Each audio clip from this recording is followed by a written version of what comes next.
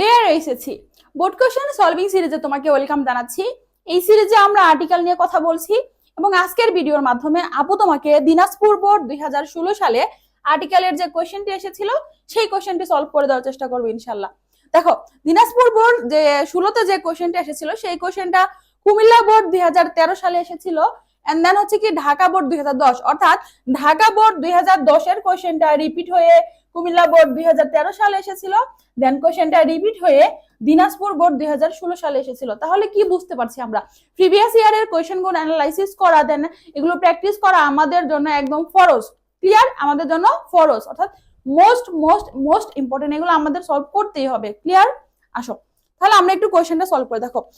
আর্টিকেলের ক্ষেত্রে সবসময় আপু বলে গ্যাপের, অর্থাৎ যে গ্যাপটা থাকবে সেই গ্যাপের আগে পরে খেয়াল রাখতে হবে। তাহলে ফাইন, এখানে গ্যাপ আছে, গ্যাপের পরে বলা আছে morning walk is a good habit for all classes of people, but গ্যাপের পরে কি আছে দেখো তো, মর্নিং।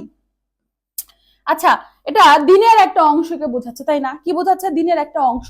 তো দিনের একটা অংশ যখন বোঝাবে, আমরা জানি কি তার পূর্বে কোনো আর্টিকেল বসবে না, দ্যাটস ওয়াই ক্রস বসবে। ক্লিয়ার?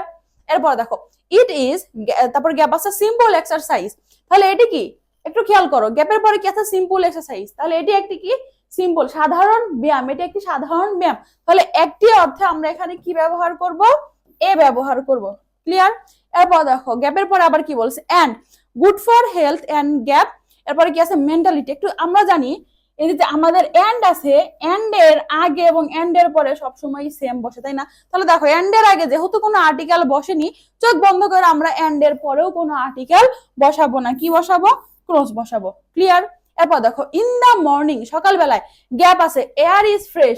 কি ফ্রেশ বলো তো? বাতাস ফ্রেশ। কি ফ্রেশ? বাতাস ফ্রেশ। নির্দিষ্ট করে বলে দিছে না যে বাতাসটা ফ্রেশ। তাহলে যখন নির্দিষ্ট কোনো ওয়ার্ড আসবে তখন আমরা কি ব্যবহার করবো বলো তো? দি ব্যবহার করব। ক্লিয়ার আপু?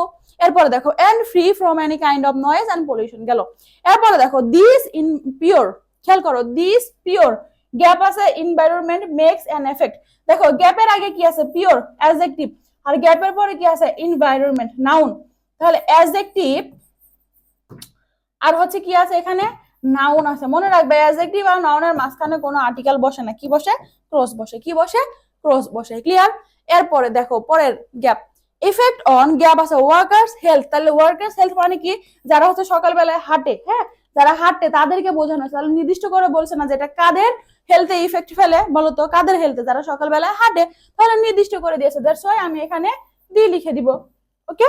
এরপরে দেখো হোয়েন, গ্যাপ আছে হোয়েন ম্যান এনজয়স। দেখো তো হোয়েন ম্যান এনজয়, তাহলে দেখো হোয়েন এ ম্যান, হ্যাঁ, যখন একজন মানুষ এটা উপভোগ করে। ক্লিয়ার? তাহলে when a man enjoy, gap beauties and symmetry of. একটু খেয়াল করো, এটা পুরোটা মিলে একটা noun phrase, beauties and symmetry of. দেখো এখানে অফ আছে, অফ দ্বারা নাউন ফ্রেজ গঠিত হয়েছে। তাহলে আমরা এখানে চোখ বন্ধ করে কি লিখবো বলতো? দি লিখবো। ক্লিয়ার? এরপরে দেখো অফ আছে, আবার একটা গ্যাপ চলে আসছে। অফ, গ্যাপের আগে আছে অফ, এটা প্রিপোজিশন বুঝলাম। গ্যাপের পরে কি আছে? নেচার আছে, নাউন। তাহলে প্রিপোজিশন আর নাউনের মাঝখানে কোনো আর্টিকেল বসবে না। কি বসবে বলতো? ক্রস বসবে। ক্লিয়ার? ইন, গ্যাপ আছে মর্নিং, অর্থাৎ কি? সকালে। ক্লিয়ার করে দিছে। এখন আবার এখানে কিন্তু ক্লিয়ার আছে ইন, গ্যাপ আছে মর্নিং, কখন? সকালে। ক্লিয়ার? তাহলে আমরা এখানে কি লিখতে পারি? In the morning. ক্লিয়ার? দেখো এখন অনেকে বলবো আপু এখানে ইন আছে, এখানে মর্নিং আছে, তাহলে আর্টিকেল বসলো, আবার এখানে অফ ছিল, প্রিপোজিশন ছিল, এখানে নেচার ছিল, বসলো না কেন? দেখো এইখানের জিনিসটা এখানে, এটা আমাদের হচ্ছে এইভাবেই সবসময় বসে, নির্দিষ্ট করে বুঝিয়েছে, বাট এখানে তো জিনিসটা নির্দিষ্ট আসে নাই। দেখো, ওকে? ক্লিয়ার? বুঝতে পেরেছো? তাহলে আপুর সাথে তোমার আবার দেখা হবে পরবর্তী বোর্ড কোশ্চেন সলভিং ক্লাসে। হ্যাঁ, আই হোপ আমি তোমাকে যে ঠিক মতো জিনিসটা মানে ইজিলি বুঝিয়ে দিতে পেরেছি। ওকে? ধন্যবাদ সবাইকে।